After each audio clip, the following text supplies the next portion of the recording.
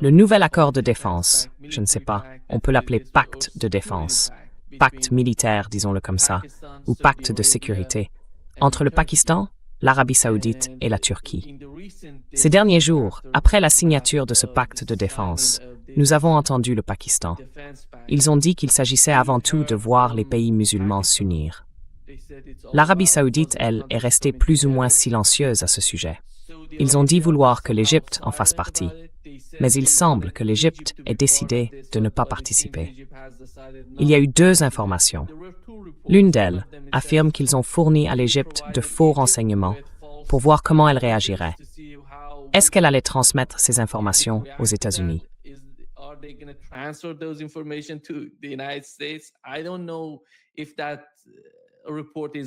Je ne sais pas si cette information est exacte, mais l'autre source indique que l'Arabie saoudite voulait que l'Égypte fasse partie du pacte. Mais l'Égypte a décidé de ne pas s'y engager et d'attendre de voir ce qui se passerait avec ce pacte. Et l'autre point, c'est ce qu'Erdogan a déclaré il y a quelques instants. Il a dit que nous avons assumé une responsabilité historique pour contribuer à garantir la stabilité dans notre région. L'objectif principal de l'accord est de renforcer la dissuasion. Il est ouvert à toutes les nations frères. Et notre vision, dit-il, est à terme de réunir tous les pays de la région dans ce cadre si possible. Cet accord n'est dirigé contre aucun pays.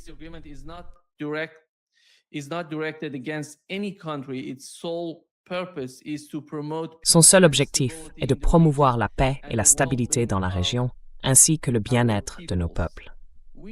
Nous savons que toute cette idée d'un rapprochement entre l'Arabie saoudite et l'Iran, à la faveur de cet accord, en quelque sorte négocié par les Chinois et les Russes, visait la paix et la prospérité de la région.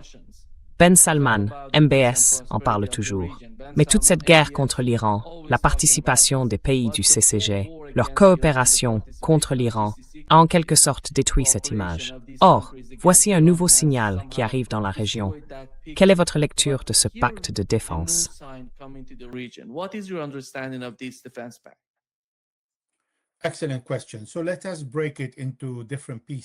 Excellente question.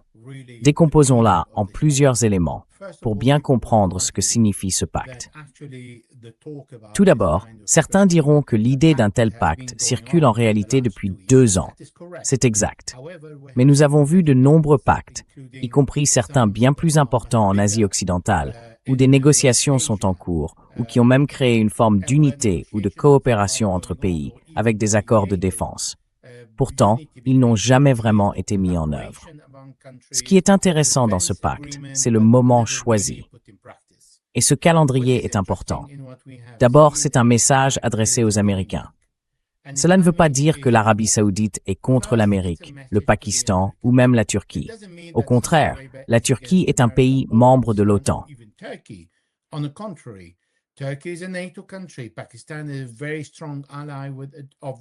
Le Pakistan est un allié très solide des États-Unis, tout comme l'Arabie saoudite.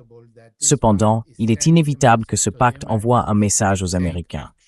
En substance, il dit « Vous n'êtes pas vraiment capable de protéger les pays du Golfe, parce que nous avons vu votre performance et vos décisions dans la guerre contre l'Iran. Premièrement, vous êtes entrés en guerre sans nous prévenir. Deuxièmement, vous êtes entrés en guerre sans être préparés aux représailles iraniennes. Troisièmement, vous n'avez pas réussi à vous défendre, à défendre vos bases, ni à défendre les pays du Golfe. Les Saoudiens cherchent donc autre chose pour renforcer leur sécurité et pour envoyer au monde entier le message que l'Arabie saoudite, même sans les États-Unis, a d'autres alliés qui peuvent se ranger derrière elle ou à ses côtés et la protéger.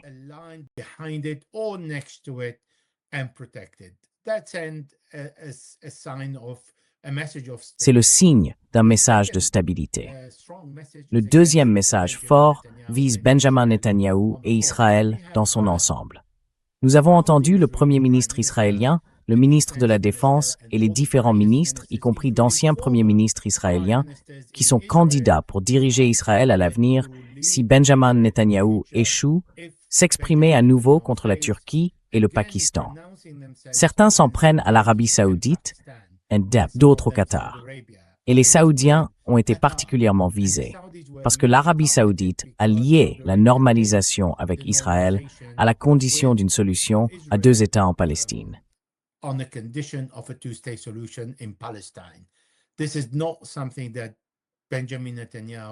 Ce n'est pas quelque chose que Benjamin Netanyahou donnera un jour aux Palestiniens. Il ne donnera pas non plus un État palestinien, pas même sur un mètre de terre en Palestine. C'est aussi pour cela que cette partie s'adresse aux Israéliens. Au lieu que Benjamin Netanyahou rêve ou pense que tous les pays du Golfe vont faire la queue pour normaliser leurs relations avec Israël, en réalité, ils sont désormais alliés à ce que les Israéliens appellent le nouveau front sunnite, qu'il faudrait attaquer après le front chiite. Ce sont les mots de Benjamin Netanyahou. Maintenant, le troisième point, c'est que oui, cela pourrait envoyer un message à l'international, à l'Iran, pour ceux qui ne comprennent pas à quel point la relation entre le Pakistan et l'Iran est forte. Ils ont une frontière commune. Ils ont de nombreux projets ensemble, des projets énergétiques. Et il y a le gazoduc qui est réseau au Pakistan, le Pani Pakistanis Ring.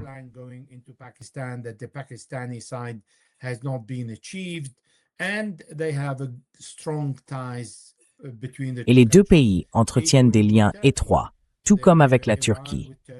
L'Iran et la Turquie ont des frontières communes, et la Turquie a en réalité servi de refuge sûr aux Iraniens durant les nombreuses décennies de sanctions américaines contre l'Iran. En outre, les gens ne savent pas qu'il existe une collaboration très étroite entre les Iraniens et les services de renseignement turcs. Il y a aussi les frontières avec l'Azerbaïdjan et les relations entre l'Iran et l'Azerbaïdjan, ainsi qu'entre la Turquie et l'Azerbaïdjan, sont importantes. Par conséquent, ce triangle est une configuration dont les trois pays recherchent en permanence la stabilité. Il est donc très peu probable que cet acte soit dirigé contre l'Iran, car le jour où l'Iran devra bombarder l'Arabie saoudite, en raison de la présence de bases américaines sur son territoire, l'Iran n'hésitera pas une seconde. Il bombardera des territoires saoudiens dans le seul but de détruire les installations américaines en Arabie saoudite.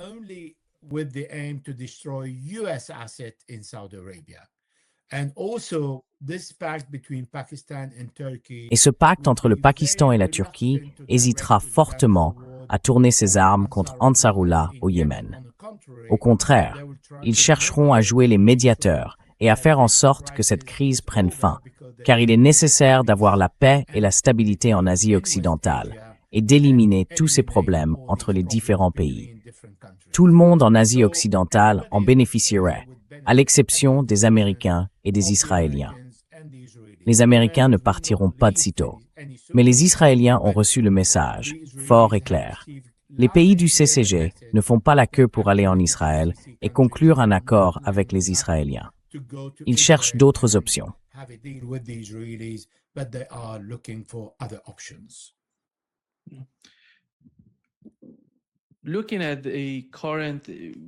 Si l'on regarde la situation actuelle, on voit enfin le guide suprême iranien nommer des commandants militaires en Iran. Nous avons eu le chef du Conseil de sécurité nationale, nommé par le guide suprême iranien. Et comment voyez-vous les changements qui se produisent avec ce nouveau? L'homme qui est actuellement à la tête du Conseil suprême de sécurité nationale était à la tête des gardiens de la Révolution pendant la guerre Iran-Irak. Je sais que vous avez une connaissance approfondie de ces années-là et de ce qui se passe dans la région. Quelle est votre lecture de ce qui se passe en Iran avec ces nouvelles personnes qui arrivent au pouvoir?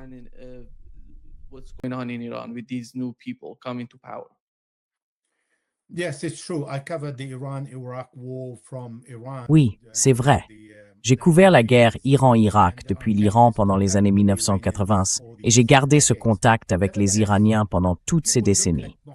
Néanmoins, on présente Mohsen Rezaei comme la personne la plus radicale, celle qui remplace Zolgadr au Conseil de sécurité nationale. Ce n'est pas tout à fait juste, car Zolgadr était une personnalité exclusivement tournée vers la sécurité, les gardiens de la Révolution, le militaire, très loin de la politique. C'est différent pour Mohsen Rezaei, qui a commencé par diriger les gardiens de la Révolution. Et ses 17 premières années à leur tête ont fait que d'une certaine manière, puisqu'il a commencé très jeune, à 27 ans, tous les autres dirigeants des gardiens de la Révolution, connus aujourd'hui, au fil des années et des décennies, ont travaillé sous son commandement. À l'exception des nouveaux visages arrivés après 1997, lorsqu'il a quitté les gardiens de la Révolution pour exercer d'autres fonctions et responsabilités.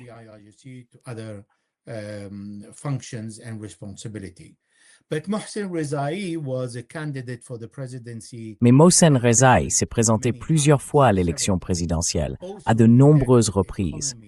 Il s'est aussi occupé de l'économie, des finances, de la gestion de l'État. Il a donc une vision beaucoup plus large de la sécurité nationale. Une vision d'ensemble. Elle ne se limite pas à la sécurité nationale sous l'angle strictement sécuritaire. Car la sécurité nationale inclut cela. Mais elle ne se résume pas à cela. C'est une vision qui exige de regarder tous les aspects de l'Iran. L'économie, les sanctions, la population, la réaction aux sanctions, la réaction de la population à la guerre, etc.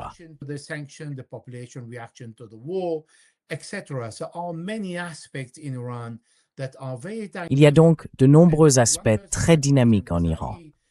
Et quelqu'un comme Mohsen Rezaei est la bonne personne pour ce poste, pour d'autres raisons sur lesquelles je vais aussi revenir. Si l'on regarde le docteur Ali Larijani, c'est une personnalité très connue de la population. S'il marche dans la rue, les gens le reconnaîtront. Si Zolgadr marchait dans la rue, très peu de gens sauraient qui il est. Si Mohsen Rezaei marche dans la rue, tout le monde saura qui est Mohsen Rezaei.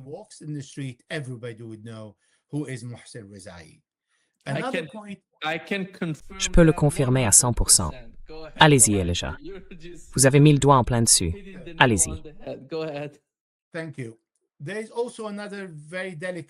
Merci. Il y a aussi un autre aspect très délicat, le président. Le président Pezeshkian, Massoud Pezeshkian, n'est pas issu du monde politique. Ce n'est pas un diplomate, c'est un médecin. Mais c'est un homme de qualité dans la fonction qu'il exerce. Représentant les pragmatistes, comme on les appelle en Iran. Mais ce n'est pas un pragmatique rebelle. Nous ne parlons pas de Khatami, nous ne parlons pas de Hashemi Rafsanjani, nous ne parlons pas de ces dirigeants-là. C'est quelqu'un de beaucoup plus modéré. L'Iran n'a pas besoin d'une image douce, mais il a aussi besoin d'une image douce. Cependant, lorsque Massoud Pezeshkian prend la parole et dit quelque chose qui en réalité n'est pas très clair pour tout le monde, ou lorsqu'il y a des contradictions, parce que les Iraniens ont des opinions très arrêtées sur tout et ne sont pas d'accord entre eux.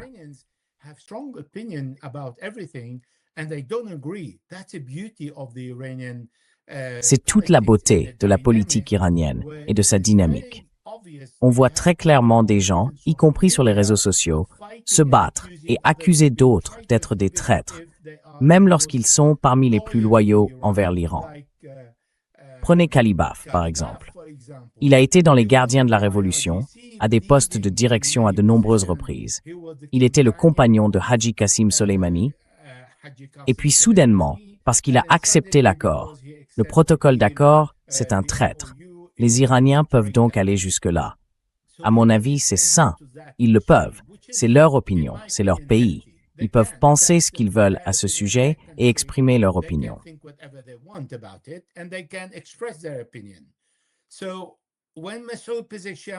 Ainsi, quand Massoud Pezeshkian fera des erreurs et que le docteur Ali Larijani le corrigera, Mohsen Rezaei sera la personne la mieux placée pour remettre les choses sur les rails. Si ce que dira Pezeshkian crée un malentendu, en particulier parmi les pays du Golfe ou en Occident, ils s'en saisiront aussitôt. Et je trouve extrêmement amusant que les responsables américains de l'administration disent à chaque fois « Eh bien, ces gens ne sont pas d'accord. Nous ne savons pas à qui nous parlons. » C'est une bonne chose, parce qu'en réalité, ils ne comprennent pas. Il y a une décision centrale en Iran, et tout le reste à la périphérie, c'est quelque chose de sain qui est autorisé. Mais il y a 13 personnes, plus ou moins, au sein de la sécurité nationale, qui décident de ce qu'il faut faire ensuite. Et un autre point, Zolgadr était un représentant du grand ayatollah Saïd Mojtaba Khamenei. Il n'était pas un représentant, pardon.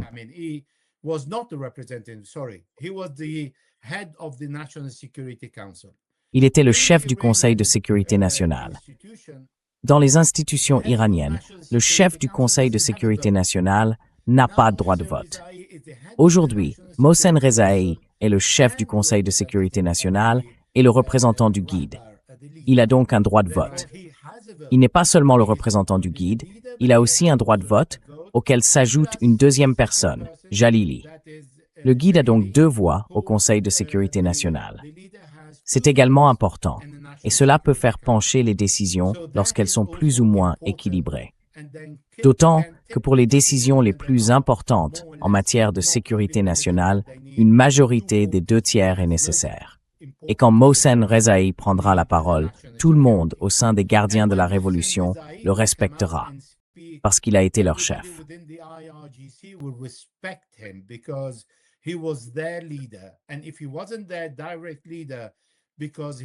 Et même s'il n'a pas été leur dirigeant direct, parce qu'il est parti rapidement et que d'autres sont arrivés au pouvoir, ils connaissent tout de même le poids que représente cet homme, et ils peuvent l'écouter.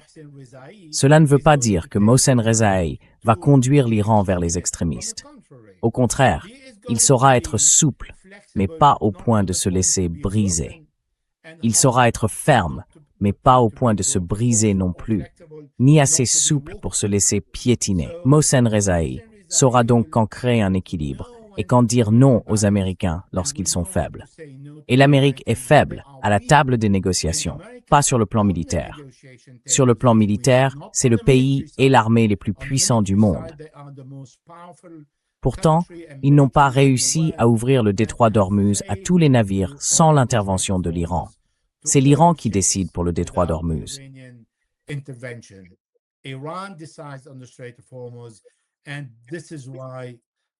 Et c'est pour cela que les Iraniens ont la décision entre leurs mains.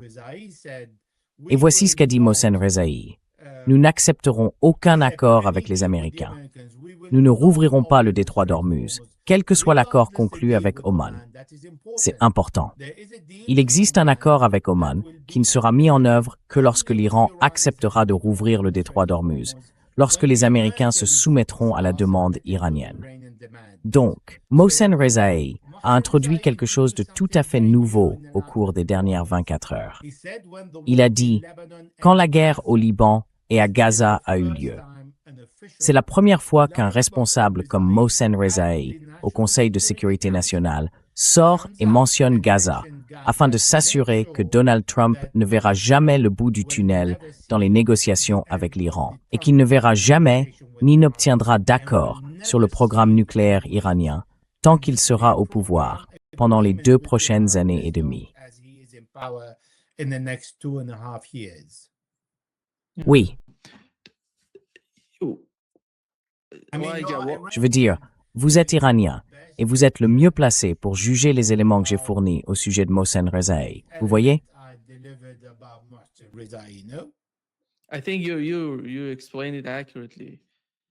Je pense que vous l'avez expliqué avec justesse. Je n'ai pas, vous savez, je pense que vos remarques étaient tout à fait pertinentes.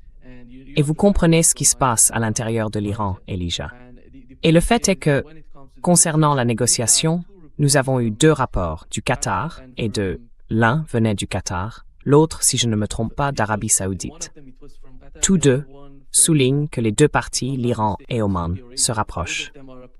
Elles en sont à la phase finale de la négociation sur le nouveau mécanisme pour le détroit d'Ormuz.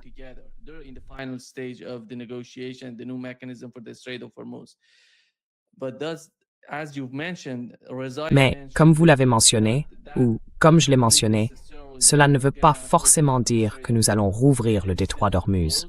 Le détroit est toujours fermé. Hier et avant-hier, Donald Trump disait « Tout est ouvert, nous contrôlons tout ». Et comment voyez-vous la manière dont l'Iran négocie avec Oman? Est-ce qu'Oman fournit, d'une certaine façon, aux États-Unis des informations sur ce qui se passe entre les 2 parties, entre Oman et l'Iran? Je parle des pourparlers et du nouveau mécanisme qui est en cours. Enfin, ils négocient d'une certaine manière.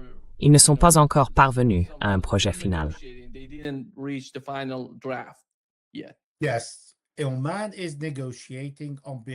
Oui, Oman négocie au nom du CCG et des États-Unis. Et l'Iran a tout le temps nécessaire pour expliquer aux Omanais que la situation à Hormuz sera uniquement et exclusivement sous le contrôle de l'Iran.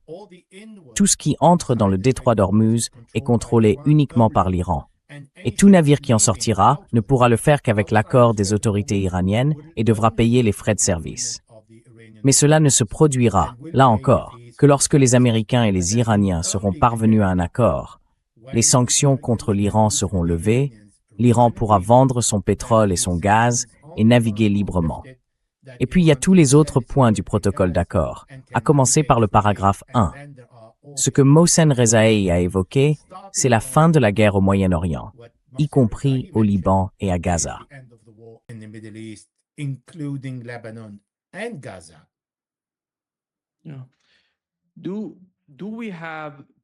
Oui. Est-ce que nous avons... Vous avez mentionné que l'objectif de Rezaei n'est pas d'aboutir à l'accord, ou peut-être au point qu'il avance concernant Gaza et le Liban. Il a parlé de l'Irak, du Yémen, et nous connaissons la situation en Asie occidentale, entre l'Arabie saoudite et le Yémen. Au cours des dernières 24 heures, nous avons vu de multiples attaques à l'intérieur du Yémen, entre des groupes soutenus par l'Arabie saoudite, au Yémen et Sanaa. Il y a eu d'une certaine manière de nombreuses victimes. Et puis il y a les attaques en mer Rouge. On voit qu'au moins 3 ou 4 pétroliers ont été attaqués ces 2 derniers jours.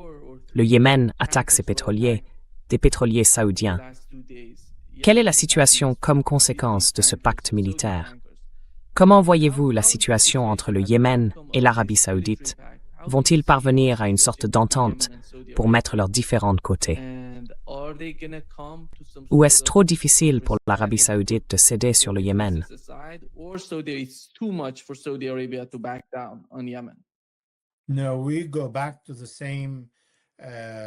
Non, on revient au même problème. Celui du détroit d'Hormuz ne sera pas résolu pour les Américains tant que celui de Bab el-Mandeb ne le sera pas aussi.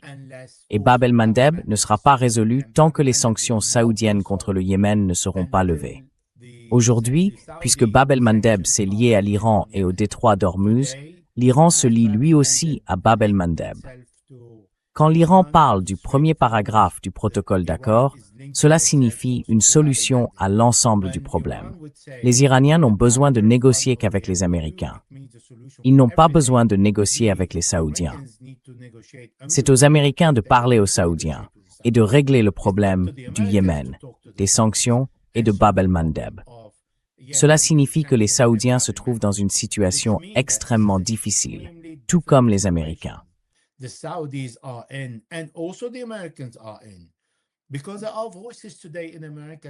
Car aujourd'hui, aux États-Unis, certaines voix disent « Acceptons l'accord avec l'Iran qui causera le moins de dégâts. Levons les sanctions sur le pétrole et permettons aux Iraniens d'exporter ce pétrole afin d'ouvrir le détroit d'Hormuz. » Ce sont vraiment des illusionnistes, parce qu'ils ne comprennent pas qu'en réalité, l'Iran ne fera pas ce que veulent les Américains, ni ce qui leur conviendrait le mieux.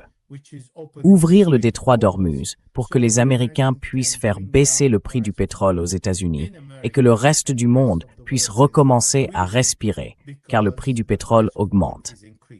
Au contraire, les Iraniens disent « Soit nous résolvons tous les problèmes, soit rien ne sera résolu. » Tout est lié. Donc, ce que font les Yéménites à Bab el-Mandeb, c'est qu'ils ont stoppé la navigation des Saoudiens en direction de la Corne de l'Afrique et de l'Asie.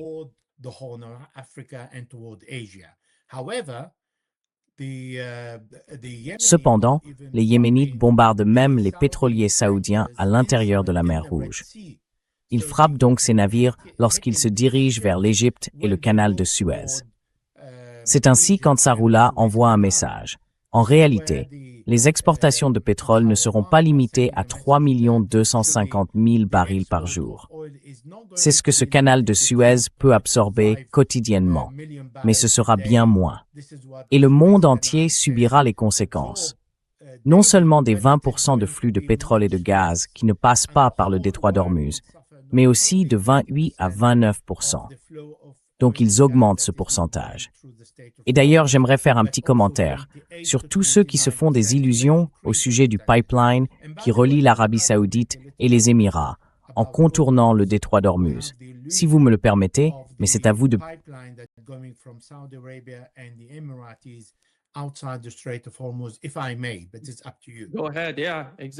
Allez-y. Oui, exactement. Allez-y. Parce qu'on a entendu Scott Bessent en parler et dire « Dans les 2 prochaines années, nous aurons une alternative à ce détroit d'Ormuz. » Donc l'importance de ce détroit d'Ormuz va diminuer ou disparaître du paysage. Allez-y. Comment vous comprenez cela?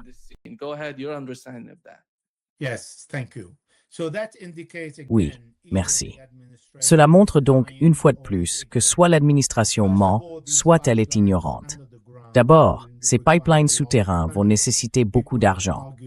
Certains diront, mais les Saoudiens et les Émiratis ont beaucoup d'argent. Ils peuvent le faire. Très bien.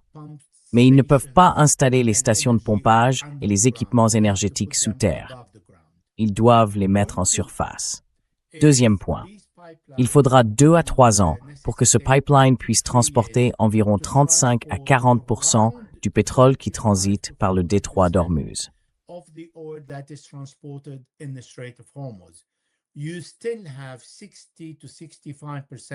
Il reste encore 60 à 65% du pétrole qui doit transiter par le détroit d'Ormuz, parce que l'Irak, le Koweït et Oman doivent faire passer leur pétrole par le détroit d'Ormuz. Et surtout, le Qatar. Et là, on parle du gaz. Venons-en au gaz. Certains diront que l'Irak envisage en fait Banyas, en Syrie. Ils envisagent aussi Kirkuk, via la Turquie, et que cela leur permettra également, eh bien, la réponse est non. Cela leur donnera entre 300 000 et 600 000 barils de pétrole et 800 000 au maximum, à pleine capacité. 800 000 barils, alors que l'Irak produit entre 3,5 millions et 4 millions de barils, et a l'intention d'atteindre 5 millions au cours des 5 prochaines années. Donc cela ne représente qu'une très petite quantité des exportations irakiennes. Et pour le Koweït, 0. Passons maintenant au Qatar. Pour être transporté, le gaz doit être à moins 164 ou moins 165 degrés. Le Qatar n'a pas de gazoduc permettant de transporter le gaz à ce type de température, en dehors du détroit d'Ormuz. Ils ont toujours besoin du détroit d'Ormuz pour transporter le gaz. C'est pour cela que les gens ne regardent pas le prix du gaz qui augmente chaque jour. Hier, j'ai reçu une notification du gouvernement disant « Eh bien, nous allons augmenter le prix du gaz le mois prochain. »